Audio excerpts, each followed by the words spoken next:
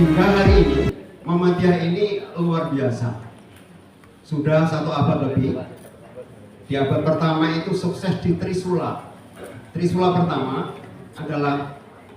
adalah schooling, jadi sekolahan. Yang kedua atau pendidikan.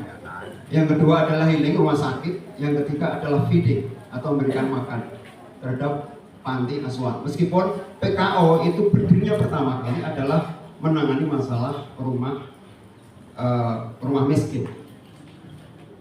Nah, ini di dalam Trisula kedua, nanti kita sekarang masuk dalam Trisula kedua, abad kedua.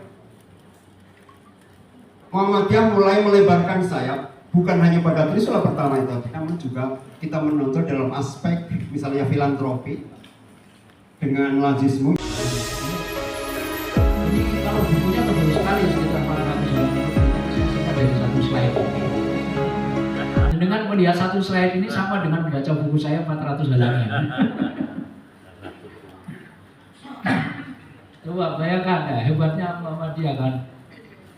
Hanya dengan 2 nilai etika sebagai basis teologi, yaitu Al-Ma'un dan Al-Azhar, Muhammadiyah punya tujuan untuk apa? Membangun masyarakat Islam yang sebenar-benarnya. Tapi karena Muhammadiyah itu cirinya berkemajuan, dia harus paham tentang teori masyarakat kontemporer. Di sini ada civil society, Bu. Orang-orang Muhammadiyah belajar tentang teori civil society, dari mulai Plato sampai yang paling kontemporer. Supaya kemudian mereka ini menjadi generasi yang kritis, yang cerdas dan kritis. Ini teologi Al-Ma'un. Sementara teologi Al-Azharnya itu pada ini penguatan. Ada juga yang lain itu yang disebut teologi Al-Azhar itu adalah teologi amal soleh, teologi pembangunan. Maka membangun itu adalah menjadi karakter dari Muhammadiyah. Muhammadiyah, Aisyah insya Allah sampai kapanpun tidak akan lelah membangun bangsa ini, memajukan kesejahteraan bangsa, memakmurkan kehidupan bersama. Itu tidak akan pernah lelah. Karena 2 surat ini. Nah, tapi jangan sampai masuk ke sini, Bapak Ibu sekalian. At-takatsur itu jadi numpuk kekayaan yang banyak gitu, tapi nggak pernah sedekah. Nah, menariknya surat At-takatsur itu diturunkan berurutan dengan surat Al-Ma'un di sini. Mengkop Mekah itu adalah faktor-faktor politik, sehingga kita bisa menjadi orang beriman dan muslim. Itu juga faktor-faktor yang ada dari sana. Pertanyaan saya adalah bahwa Muhammadiyah ini lahir sebelum Indonesia merdeka. Kita ikut membidani negeri ini, dan sekarang sudah 80 tahun Indonesia merdeka. Sebagai gerakan dakwah, gerakan amar ma'ruf nahi munkar dan tajdid, sejauh mana tanggung jawab Muhammadiyah terkait dengan kondisi Indonesia terkini?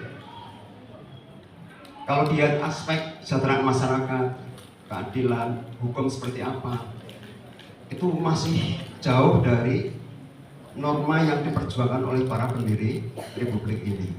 Dalam konteks internal, Muhammadiyah itu sukses dalam konteks sosial, tapi dalam konteks politik, bagaimana nilai-nilai tadi etika Muhammadiyah itu mampu untuk mempengaruhi penguasa dalam rangka untuk membuat amal soleh politik. Muhammadiyah lahir, Ki Hajar Dahlan itu kan sesungguhnya sudah bergaul dengan Budi Utomo, sudah bergaul dengan syarikat Islam, dengan banyak gerakan. Nah, kalau seandainya dia mau, dia akan bisa itu menjadi pengurus utama dan mungkin mengambil alih Budi Utomo. Demikian juga syarikat Islam. Tapi beliau tidak. Beliau ingin mengambil jalan yang tidak dilakukan oleh 2 gerakan sebelumnya. Jadi Jawa itu adalah pilihan. Maka kemudian Muhammadiyah, Ki Hajar Dahlan mendirikan Muhammadiyah tahun 1912 dalam rangka itu tadi pilihan. Pilihan yang pertama misalnya dalam hal politik, ketika Muhammadiyah menyadari kekuatan bangsa Indonesia ini belum cukup untuk melakukan pemberontakan perlawanan terhadap kekuasaan Hindia Belanda, pemerintah Hindia Belanda, maka Muhammadiyah mengambil jalan untuk kooperatif, tidak mengambil jalan untuk berlawanan dengan pemerintah Hindia Belanda. Maka cara yang dilakukan oleh Muhammadiyah itu adalah mendirikan gerakan-gerakan yang secara politik tidak vis-a-vis, tidak berhadapan-hadapan dengan pemerintah Hindia Belanda. Maka jalan yang paling aman itu adalah pendidikan, Pak.